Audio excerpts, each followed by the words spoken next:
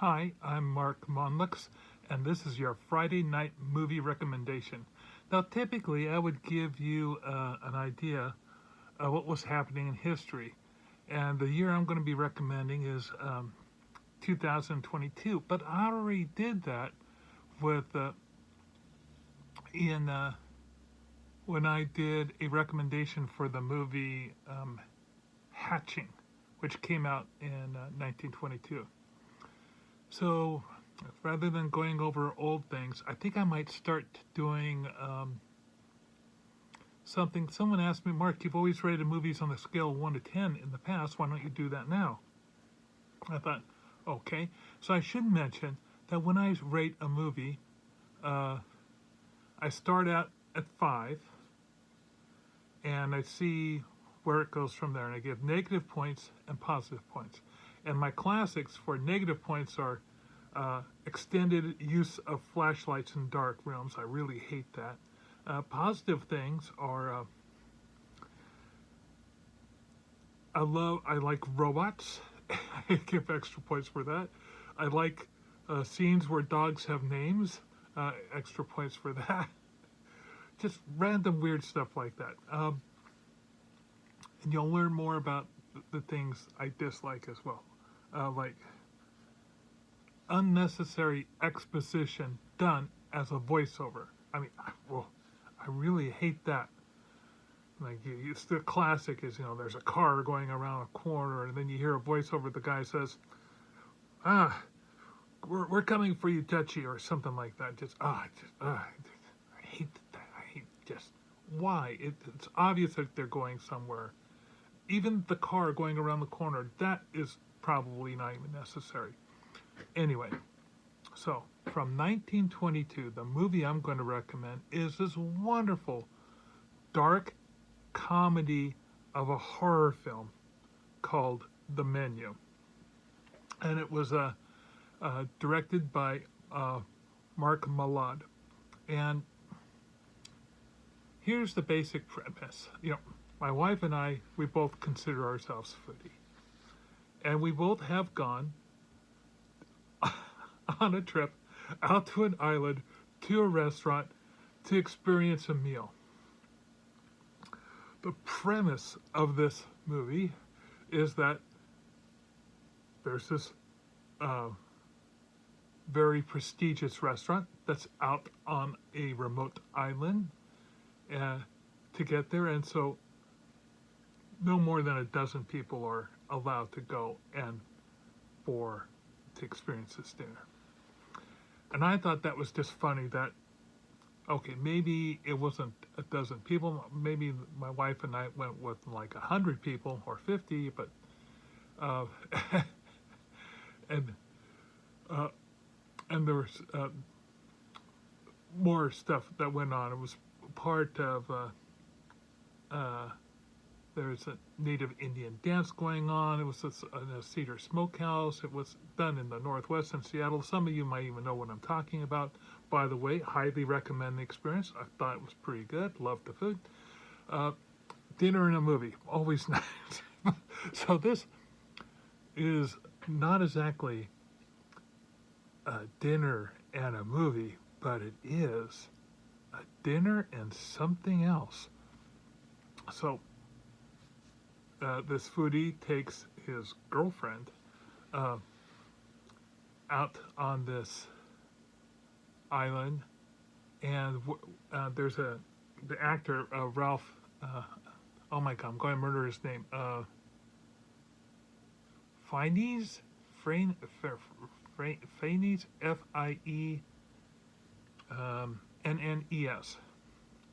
Anyway, he plays Chef Julian Slowick. And we come, as the meal progresses, we're kind of disturbed by the chef's behavior. And then suddenly he's treating his staff oddly. Suddenly his staff is, well, first of all, let's look at the fact. When you're in a high-end restaurant, the chef is pretty much the dictator. The staff is pretty much, anything he says goes. Well, that's taken to the extreme in this case, and you're wondering uh, what type of weird uh, cult kitchen cult is this? Things just get bizarre really, really fast. And there's a wonderful amount of twists and reveals throughout the movie. That's something I love. I love the fact that that's giving you this setting of snobbery and what it means to be someone who indulges in a meal, and whether or not that's pretentious or not, or uh,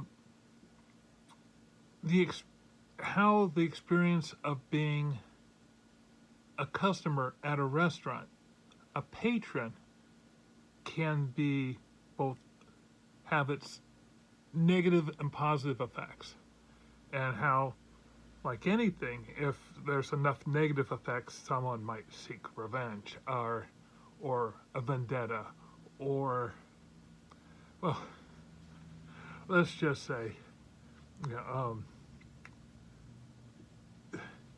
never, when you're dealing with someone who's, I never understood, why upset people who are preparing your food? You don't want them to, they're making your food. You're going to be eating this stuff. You don't want them mad at you. You really don't.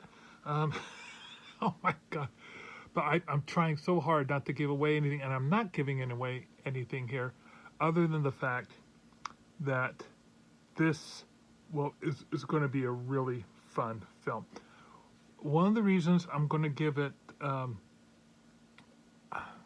that whole premise, the social commentary, that gets an extra point, so it goes up to a 6. The other reason I'm going to give it an extra point is because the reason this is horror is kind of a psychological horror. It's the fact that it can actually happen. This is something, okay, sure, you got your slashers and they're insane, but this is something where more than one person has snapped or gone off the rails, but it's not because of a curse, and it's not because of anything supernatural. It's just,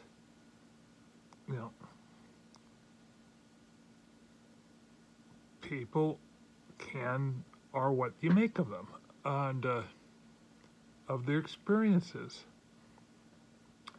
And sometimes the key to survival is understanding what that other person's experience has been. So that's why I'm giving it an extra point, and that's where it goes really into a solid 7. Now, what really I like when a musical score in a film brings a lot. And while this movie musical score isn't right up to like something as recognizable as Alfred Hitchcock's Psycho, or the theme song to Jaws, I do like the fact that it took me and built into the background. Looking back, it reminds me of tides, waves of tides. The emotion and the tension was flowing with the music quite a bit, and I really enjoyed that, and I didn't really notice it at the time, which I thought was very, very nice. But in retrospect, I'm looking back at it and I'm realizing they paid a lot of attention to the music that was composed to this thing. It wasn't just a bunch of strong, stringy violins. So, but the fact that I'm on the edge of an 8.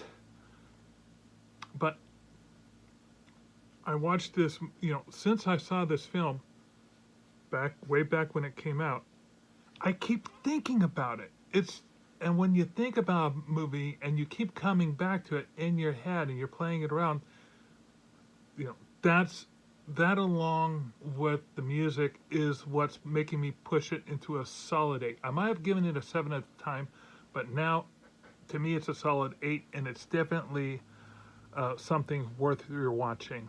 So my Friday night movie recommendation is The Menu from 1922. If you like this recommendation, check out others I've done. You can find me on TikTok and YouTube. I'm going to be doing another one. The next one will be set in 2000 and... Ooh. Wait a minute. I've been going in 10-year increments, but we're not in... I'm going to have to go back. I think I'll find something from either 1933 or 1943. I'll see if I can find something from 1933. So we're going to go deep diving in the past. Anyway, enough teasers. I look forward. Thank you for following me, and thanks for putting up with my lame background. What do you think of that cookie jar? Okay. Oh, by the way, that's a portrait that my brother painted of me. Pretty handsome. I think he did a great job. You all have a wonderful time at the movies. I'll talk to you next week.